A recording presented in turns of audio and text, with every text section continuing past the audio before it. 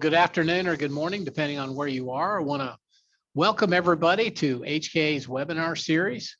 Getting ahead of myself here. We should take about 30 minutes, maybe 40. Just it really depends on the questions we get from you. And of course, we want to take your questions. So you'll see Catherine is also on as one of the presenters. Please don't hesitate to use the question and answer function. If you go to the Zoom toolbar, there's either a Q&A function or a chat function. Either one of those, we'll get those questions over to her. And we'll make sure that we pause throughout this presentation and get those questions answered. If you want copies of this, you should already have the handouts, but you'll also, this recording will also be made available to you as well in case you want to access it later on about budgeting in general. So it's hard to believe that a week ago, we talked about a different webinar, and we're also discussing that Ukraine was on our mind, and it's still going on. So our prayers to all those men and women in the Ukraine protecting their own freedom. We want to talk today about purposeful budgeting. And before we get too far in the weeds, I want to introduce you once again to the team here at HKA that will probably be principally helping you. And we do want to help you, by the way. There's no question about the lifeblood of our firm is helping our clients. It's part of our why. And we'll talk about that in a little bit. So myself, managing partner, Jordan Coolingle, tax manager, been with us for a long time, understands the methodology, what we're doing. So he's going to make sure that you're getting the planning you need, but also the big picture analysis of what's going on. Nick White is kind of my blueprinting guy. You guys see it there, he's the blueprinter. So when we think about bringing technology together, Nick's going to be that guy. Hey, I'm using this point of sale system. I'm using this time management system. And maybe I'm using this CRM. How do I bring all those together to give myself transparency, to give myself immediacy, and obviously to manage our business? And so Nick's going to be that chief blueprinter, and then also running our kind of like our bookkeeping. Catherine, client service manager, she's making sure that we're communicating with you, that we're getting our timelines, we're getting our budgets, or we're getting our invoices. So don't hesitate to reach out with her if you have any questions whatsoever. She's also clearly the person that's going to be taking your questions and making sure I stop long enough to get them answered. So let's get started a little bit. So this is about budgeting, right? So it's budgeting, really? Really? Nobody likes to budget. I mean, I'm not going to go through all these, but at the end of the day, budgeting is kind of that gritty, mundane stuff that we really need to do. Okay, and I can't underscore that enough. I'm going to ask a couple of people that are more that are smarter than I am to comment on this. So here's Inc. magazine from 2021, and if you need the notes, then we've got the connection to those. But budgeting is a basic tenet of business. And that's a fact, folks. The days when, and we still have a lot of small business clients that are running by the seat of our pants, and we're just working as fast as we can. But today, especially in this post-COVID environment, technology is allowing us to change very quickly. The budget is going to be the reason why you accomplish your goals. It's that simple. Forbes actually just said that. This is a February 2022 article, and they said, to the surprise of many, simple budgeting can bring more immediate benefits than financial planning, forecasting, and other detailed processes. And this is the fact. This is a fact that budgeting, and I'll go on to the next slide, budgeting is a way to make certain we're tracking, but not tracking, achieving our company objectives. Okay, too often we just focus on income generation alone. And I was talking to a potential client just the other day where what was happening was the gross profit of the business we knew had to be above 40%. If we didn't have gross profit above 40%, we were losing money. Okay. And so they were incenting their salesmen, but they weren't keeping an eye on everything. And so what was happening is that they were paying bonuses to salesmen who were generating sales with 20s and 30s. And so they were basically losing money and still paying a bonus out. So we don't want to lose sight of the expense side of it. Okay, so let's not just focus on income. Let's focus on everything. So tracking company objectives, alerting us to these critical changes, cash shortfalls. Okay, so I'm planning on making a large asset purchase in June, and I look at my budget and say, "Ooh, revenue's dipping pretty steeply in June. Maybe we should be making it in May or August, but probably not June." Okay, it's cash shortfalls. purchase variances. We're looking for interrelationships between, especially in that cost of goods sold platform. If I buy an X and I sell it for a Y, I should be kicking out cost of goods sold gross profit of Z. Okay. And so the budget is going to help us watch these and know that we're purchasing as proper. That's the same thing as the relational causes. And really, at the end of the day, this is a way to enable us to pivot and make sure that very last one, right? Am I underpaying myself? I've made an investment in my small business. Is it earning a return on that investment? And that's a very, very important metric for us to understand and know, because as I've said before, small business and business is not an easy thing to do. So let's make sure that we're reaping the benefits for it. Budgeting is going to help us make sure we achieve our goals. Okay, so budgeting is learning, and it truly is learning. You're learning about your company, you're learning about the people, the team that you have in place. So now this is about purposeful budgeting. And what does that mean? This is right out of Webster's. It's intentional, a determination and resolve. So people say, I don't really want to do a budget. So great, let's just do a purposeful budget. Let's get a hold of Nick.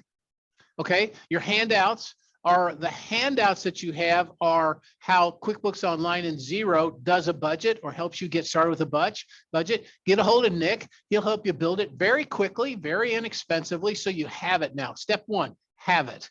Step two, purposeful budgets. Let's do this. Let's ask these key questions about our growth plan. We know where we're going. We may not have written it down. We'll get to that later, but we know where we want to go. So let's look at the number one or two income streams, the critical expenses, accounts receivable. These are all elements of the budget. Now, purposeful budgeting is starting with something that's fairly generic based on last year only, and then rolling into it with some key determinations to help us make sure we hit the growth plan, okay? Key income, key critical expenses. In that way, we are spending our time as wisely as possible and getting the biggest benefits, that low-hanging fruit. To go to the next level, then we'll be a little more encompassing, but just getting started. Once again, call Nick. He's going to help you get that QuickBooks Online or that Xero platform going really quick with a budget. And then let's pick out one or two key income streams and let's talk about where we think we can go with them. So that's what purposeful budgeting is, and that's really what this is about. Now, what have we also talked about? Okay, so when we get started with a budget or a budgeting process, okay, we should have already done what? We should already know our why. We should already know our goals. Remember now, goals aren't, I want to hit income of that. No, that's budgeting. Goals are the things that we talked about last week. And if you don't have last week's handouts, give us a holler, we'll get them to you. But goals are the elements of our business readiness, how we look from the outside in, and business attractive, actually how we look from the inside out, that's business readiness, and business attractiveness, how we look from the outside in. Different goals, different elements of our business that are necessary, once again, to achieve our goals. The third part of those, though, is business, personal. So if we have to make sure that our ownership is right-sized and developing the key goals for them to make sure the business will be successful. So here we are. We know our why, and this is HKA's why. HKA builds rich relationships to offer solutions for those who desire to grow. That is our why, okay? Now, we have goals for this year. We want to have brand improvement. We want to make sure that we're improving on our management strength, and we want to continue to lock down our team longevity. We've been very blessed at HKA to have core team members that have continued to be with us. So we're doing something right. We want to build on that. So when we look at the why and the goals, that's how we get started. So we can do what next? We can begin addressing the shortfalls and assessing needs. Two different things, right? And they really are hand in hand. So assessing a need is the same thing as once I've assessed that I have a need, I can go address the shortfall, right? Same kind of thing. So once I have those things, I can build and focus. So this is getting started. Now, once we have that, we're going to set some targets. Here's some great rules of thumb. The first one is don't bite off too much. Let's go back to what I said before. Let's identify one or two key income streams and one or two critical expenses associated with those key income streams. Look over at your accounts receivable. Let's see what our accounts receivable aging is. Are we losing money sitting out in the marketplace 90, 120 days? Are we understanding how that works in our overall profit and loss cycle? So budgeting on that is critical. And that's what purposeful is let's choose one or two of those and focus on those. So don't bite off too much. The next thing is these achievement factors. So execution and resource needs. So execution level, if I say, going back to this prior, that I want to improve my brand for HKA, what does that mean when it comes down to an execution level? Well, I'm not doing it by myself. So that execution is going to take some time. What we're looking for, though, is somewhere when brand comes in, call it whatever, when brand management really starts focusing in, we want to start seeing that paybacks, that revenue start increasing. So that execution of brand management is very important for us, because then it also tells us what? Resource needs. We know that we started our brand management platform on this month, and we know that in these months, more things will be necessary to continue to push it forward. Okay, so that's just a good example.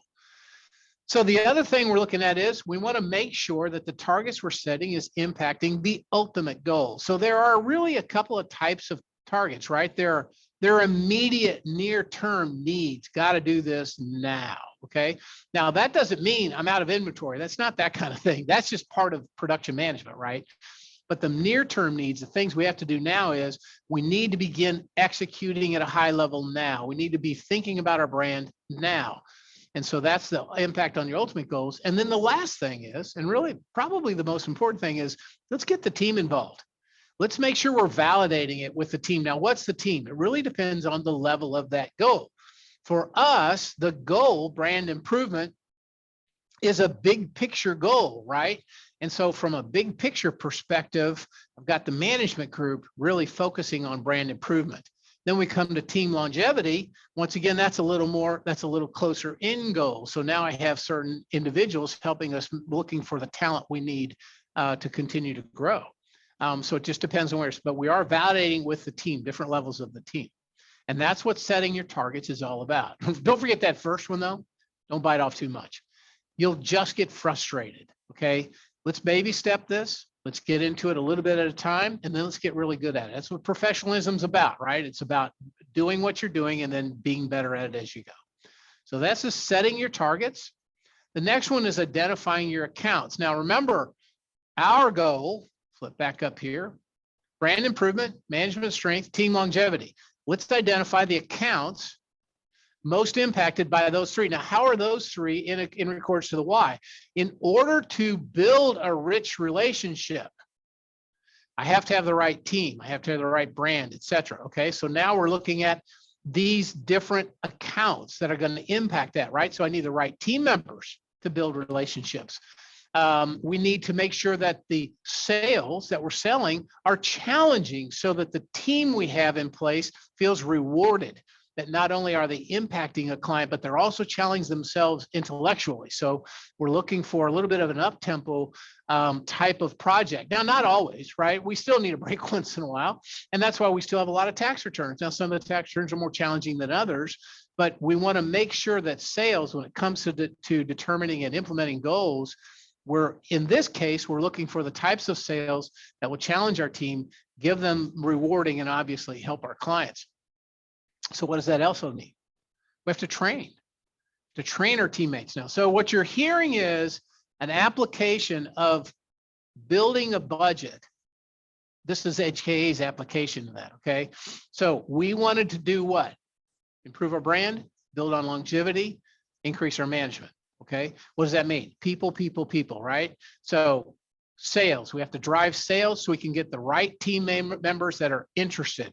When we think of sales, we think of the development cycle, or like I like to say a lot of gestation period, the creation of the content necessary to get that up-tempo sale. And then the last thing is training the team so that we work as a cohesive unit. Now, the other part of that, right, is the expense account side. And what does that mean? Well, directly related to what I talked about in the sales is what? Training expenses, right? So not only do I need people and time to do it, I also will have to spend some money either developing the content or buying that content.